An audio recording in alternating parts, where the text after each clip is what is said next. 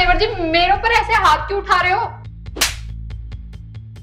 तुम्हारी हिम्मत कैसे हुई मेरे ऊपर हाथ उठाने की? शिबू, तेरी हिम्मत कैसे हुई अपनी भाभी के ऊपर हाथ उठाने की?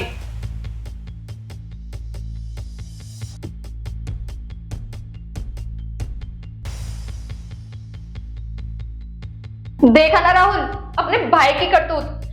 पहले तो ये सिर्फ मेरे ऊपर गंदी नजर रख रहा था, लेकिन अब तो ये हमारे घर में आके और तुम्हारे सामने मेरे ऊपर हाथ उठा रहा है।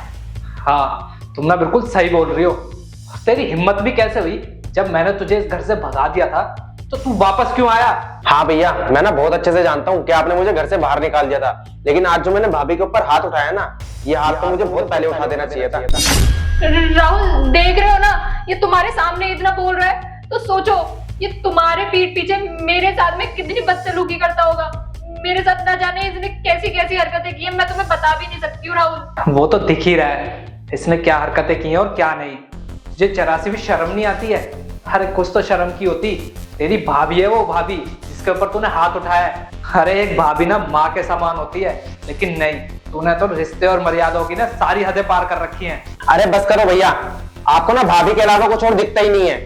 भाभी के प्यार की ना पट्टी बंधी हुई है आपकी आंखों पे। आज जो मैंने इनके ऊपर हाथ उठाया ना, बिल्कुल ठीक किया है। अगर मैंने इनकी सच्चाई आपको बता दी ना कि ये आपको कितना बड़ा धोखा दे रही है, तो आपने इनके ऊपर हाथ उठाओगे और साथ के साथ इनको घर से भी बाहर निकाल दोगे आप। बस करो देवर जी, मैंने आपका बिगाड़ा ही क्या है जो आप मुझे इतना बदनाम कर रहे हो? और मुझे बदनाम करने का तो आप एक भी मौका नहीं छोड़ते हो। देखा राहुल, मैंने इनकी सच्चाई आपको क्या बता दी, और ये तो हाथ धो के मेरे पीछे ही पड़ गए हैं। ये ना उसी चीज का बदला लेने के लिए यहाँ पे आया है। मैं तो कहती हूँ इसे ना अभी के अभी घर से बाहर निकाल के फिर नहीं, घर से बाहर क्या निकालना, इसे ना अभी के अभी पुलिस के हवाले कर दो राहुल। अब देख लो, फैसला तुम्हारे हाथ में है। या तो इस घर में ये रहेगा या फिर मैं। इस घर में तुम रहोगी, जाएगा तो ये। अभी इसको इस घर से बाहर निकालता हूँ, चल यहाँ से।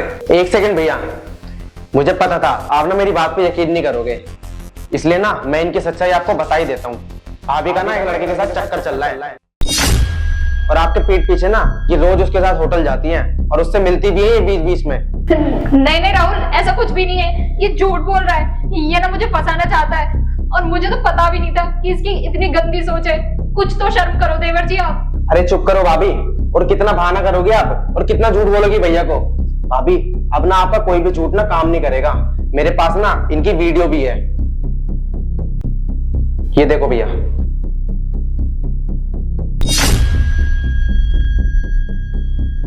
श्रेया, ये सब क्या है? इसका मतलब तुम मुझे इतने दिनों से धोखा दे रही थी? अरे जरा सी भी शर्म नहीं आई तुमको? तुम्हारे चक्कर में मैंने अपने इस भाई को घर से निकाला, और तुमने कितने गंदे गंदे आरोप लगाए इस पे।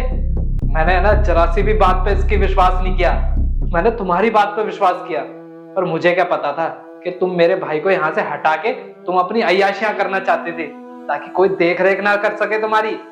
अब समझ आ रहा है मुझे। अरे मुझे तो शर्म आ रही है कि मैंने किस लड़की से प्यार कर लिया, जिसने मेरा घर, मेरा भाई, सब कुछ मुझसे छीन लिया। वो भी किसके लिए? एक दूसरे लड़के के लिए।